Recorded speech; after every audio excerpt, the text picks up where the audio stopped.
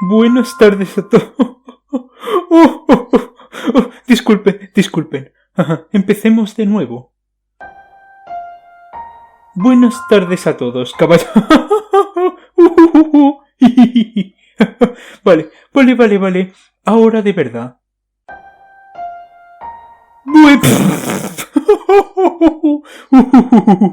Hey, jefe, ¿podría darse prisa a ir al grano? Tenemos una cita a las 8 y no tenemos todo el día, a diferencia de usted. Oh, perdone mi falta de profesionalidad, pero es que el material para reseñar el día de hoy es sujeto de risa. Resulta que hace unos días me infiltré en los archivos del edificio de ese bárbaro de Escapocón y encontré una mina de oro. Por desgracia, no una mina de oro literal. Esa la encontré hace unos cuantos años cuando me fui a practicar arqueología. Lo que sí encontré fue una serie de proyectos antiguos creados por él que preceden a su serie de Retropocón.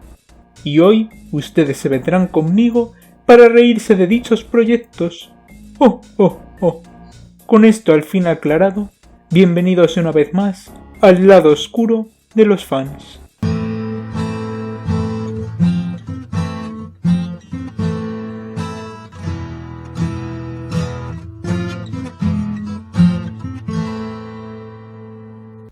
Nuestra reseña de hoy es sobre una serie de sprites creada con un programa muy familiar, el cual une a los protagonistas de dos sagas famosas de videojuegos en una lucha contra un mal mayor.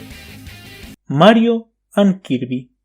Una presentación de PowerPoint creada en 2008 que narra las aventuras de los dos personajes que tienen el título. Hay que aclarar que, debido a las actualizaciones de PowerPoint desde la versión de 2003 hasta la actual, algunas escenas tienen algunos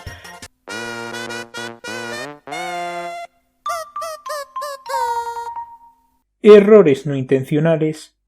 También se ha añadido doblaje a posteriori, pero nada de eso quita que podamos disfrutar de esta maravilla del séptimo arte. La historia comienza con Kirby y su amigo Gui teniendo un día normal, hasta que de repente son atacados por un monstruo de oscuridad llamado Dark Matter. Kirby intenta contraatacar, pero en su lugar acaba atacando a un nuevo personaje que...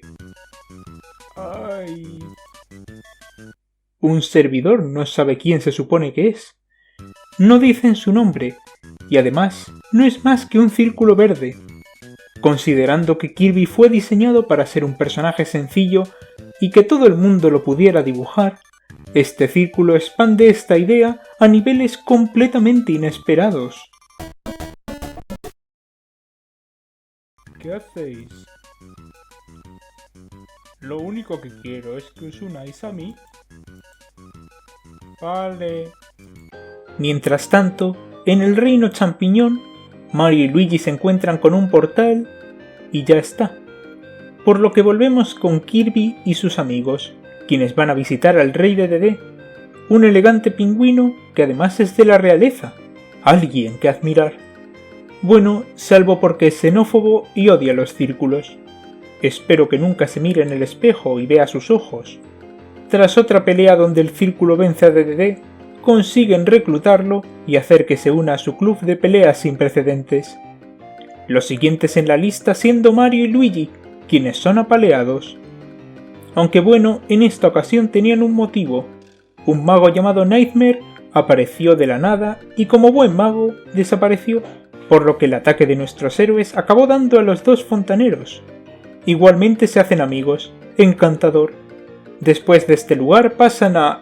¡Iu! ¿Qué clase de vertedero es ese? Huele tan mal que puedo olerlo desde aquí. Y eso que no tienes nariz.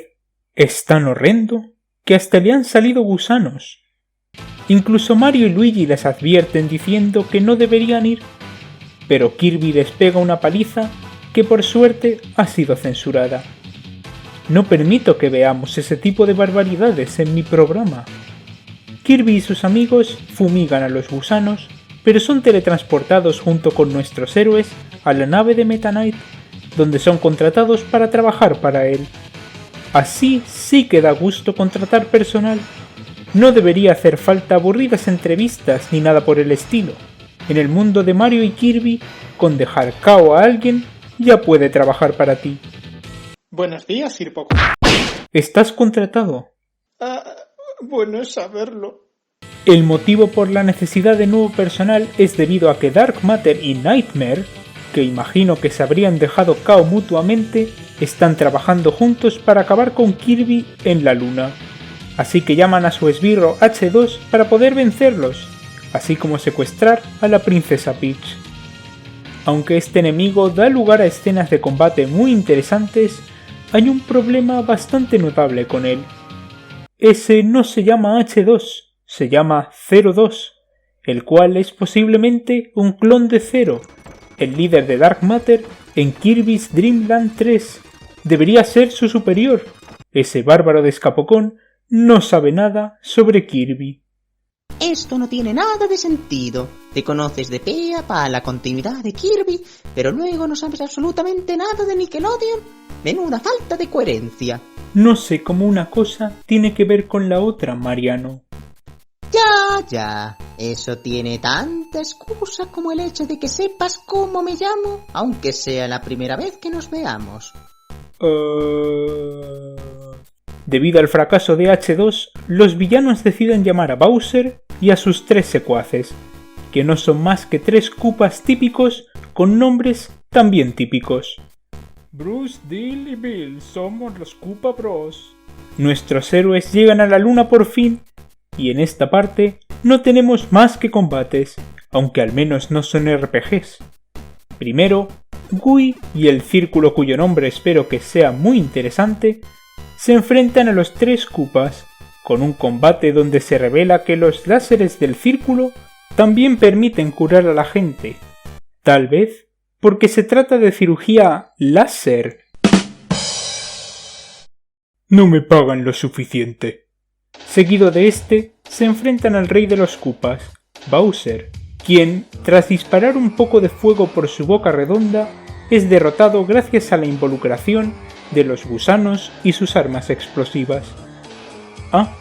Y pese a tener una nueva forma donde es ligeramente más oscuro, no hace nada con ella.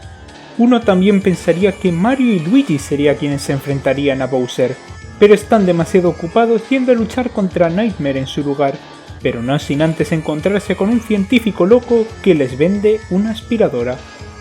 De hecho, la luna está llena de vendedores variopintos de mercancías la mar de curiosas, como si esto fuera una página web de dudosa confianza.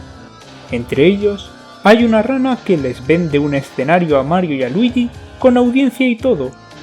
Una lástima que esa rana resulte ser Wario y Waluigi. De hecho, Wario y Waluigi son sorprendentemente poderosos en esta adaptación cinematográfica. Aunque en la propia pelea no sean muy fuertes, son capaces de alterar la apariencia del sitio donde les rodea, teletransportarse, crear tuberías e invocar a todos los personajes que han salido en la historia hasta ahora. Y a un plátano que explota. También queremos pasar. Comparémoslo con Nightmare, el mago todopoderoso de la historia, quien necesita una ocarina para poder invocar a las mascotas de las Olimpiadas de Pekín de 2008, aunque no por ello va a ser un enemigo poco fuerte. ¿Pensabas que así ibas a vencerme? ¡No!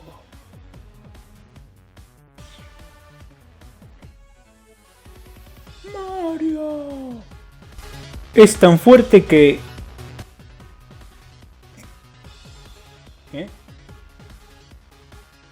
¿Eh?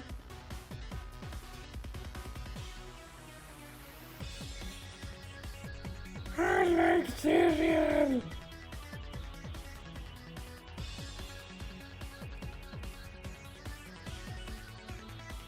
Patatas fritas. El arte de verdad es incomprensible. Pero ahora es el momento de brillar de Kirby, quien recibe unos poderes de parte de Meta Knight para poder luchar contra Dark Matter, el cual se ha vuelto pequeñito. ¡Ay! ¿En el lado 1 de la indigencia? Ahora no, querida, tu tío está muy ocupado. En realidad se trata de Mini Matter, un esbirro de Dark Matter que es igual que él, pero en pequeño. Kirby se enfrenta a él haciendo uso de una piedra que lanza rayos. Y Minimater usa...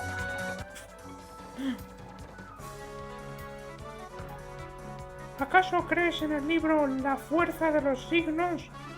¡Ey! Yo escribí ese libro. Más respeto. Ah, aquí está la parte que más me gustó escribir. Capítulo 8. Los sorprendentes usos del símbolo AN.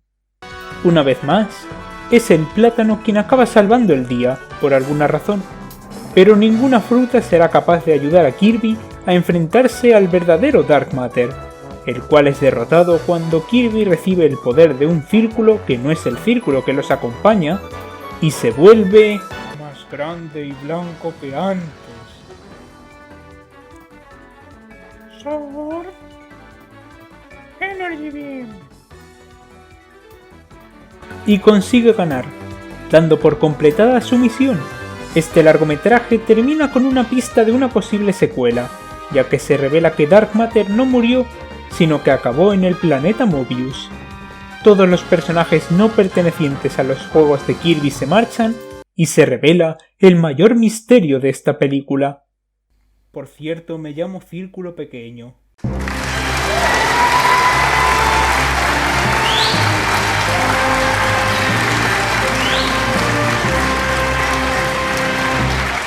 Esta es una maravillosa película de acción con escenas de pelea trepidantes y posiblemente el héroe más aclamado del mundo.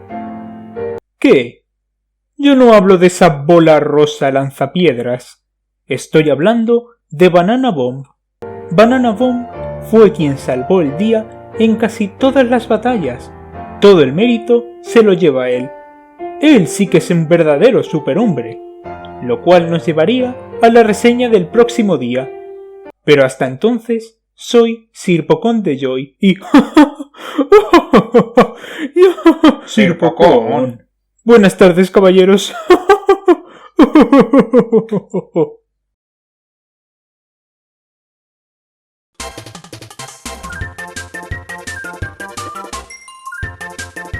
Sir Pocón, que me ha contratado. No necesita pegarme otra vez.